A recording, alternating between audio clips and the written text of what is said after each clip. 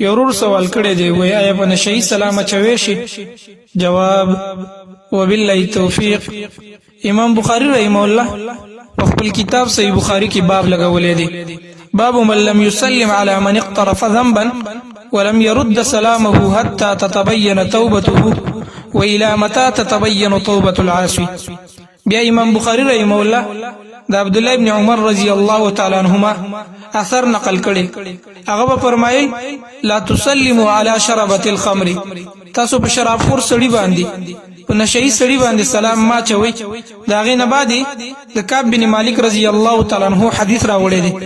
کعب بن مالک رضی الله تعالی عنہ دا باغ صحابه کې دي کم درې صحابه چې د غزوه تبوک نه پاتې شوی او د الله رسول ور سره 50 ورځې بایکاټ کړو.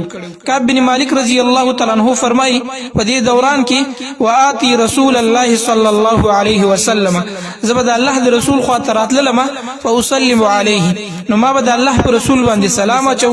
فاقول فی نفسی، بیا مې په خپل نفس کې دا خبره کوله چې د الله رسول خو ته جواب درنکو، خو ته د الله د رسول شوند مبارک ته وګوره، هل حرک شفتیه برد السلام ام لا، چې د الله رسول د خپل شوند مبارک زما د سلام په جواب باندې وخوځول او کو نه خوځالي.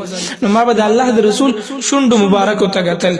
د دې حدیث نه امام بخاری رحمه الله او دغه شانت نور محدثین استدلال کوي چې کله یو سړی هغه په نشه کې اختی او په ګناه کې اختی، نو په هغه وخت کې په هغه باندې سلام نه دی اچول پکار. دغه شانت په دې باب کې بل حدیث امام احمد ابن حنبل رحمه الله او مسند احمد کې راوړي، امام نسائی رحمه الله او سنن نسائی کې راوړي دي.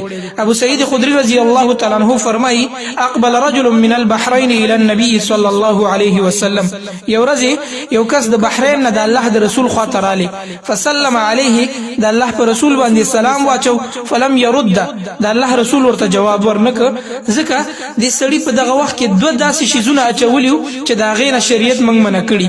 وفي يده خاتم من ذهب، پلاس کې د سرو زرو ګوتمه وا او سر په سړو حرام دي. وعليه جبه حرير، او په دغه سړی باندې د ریخم جبه وا، ریخم په سړو حرام دي. د دې د وجنه د الله رسول د تر سلام جواب ورنک. فانطلق الرجل محزونا الى امراته، دا سړی خپل خزه ته به ته ډیر په خفګان سره واپس شو او خپو چې د الله رسول ته جواب رانک. فقالت، نو خزه ورته ویل لعل برسول الله جبتك وخاتمك، کې دې شي چې د الله رسول ته جواب د دې د وجنه نه درکړي، تا چې دا درې خمو کوم جوبا چولې ده او دا کوم سرو زرو ګوتمه چې دی چولې ده دا خو په سړو حرام دي. فالقها، دا دواړه ورته وا، ثم عد بیا لارشه. نو دغه سړی ففعلهم دغه شانتی کار وکړو، جوبېم لري کا ګوتمېم لري کا او بیا را له د الله پر رسول باندې سلام واچو. فرد السلام، د الله رسول ورته بیا جواب ورک. دغه شانتی په دې باب کې بل حدیث امام ابو داود رحمه الله په سنن ابي داود کې راوړي.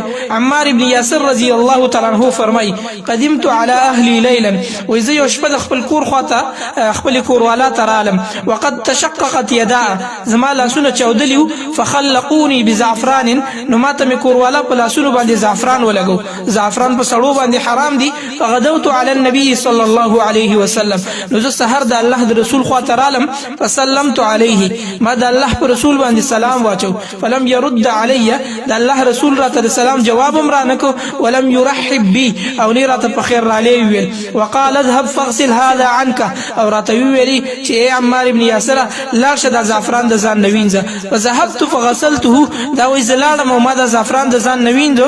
ثم جئت وقد بقي علي منه ردع، بیا چې واپس رالم نو د زعفرانو سیسه زما په لاس باندې هغه پاتې شوی و. فسلمت، نو ما د الله پر رسول باندې بیا سلام واچو. فلم يرد علي، د الله رسول راته بیا جواب رانکو. ولم يرحب بي، او نه راته په خیر را لې ویل. وقال راته ویل اذهب فاغسل هذا عنك، لا شش دا کومه حصہ پاتې شوی دا دا هم وینځه. فذهبت، نو دا وې زلاړم، فغسلته، د لاسونه می ټول وینځل تر دې چې ټول زعفران می ته صفاکو. ثم جئت، بیا رالم، فسلمت عليه، ما د الله پر رسول باندې سلام واچو.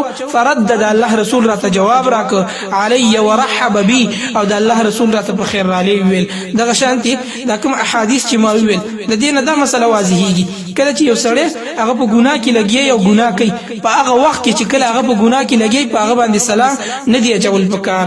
د دې د وجه نه شیخ الاسلام ابن تیمیه رحمه الله د دې متعلق په مجموع الفتاوا کې بحث کړی دی او خلاصې دا ده.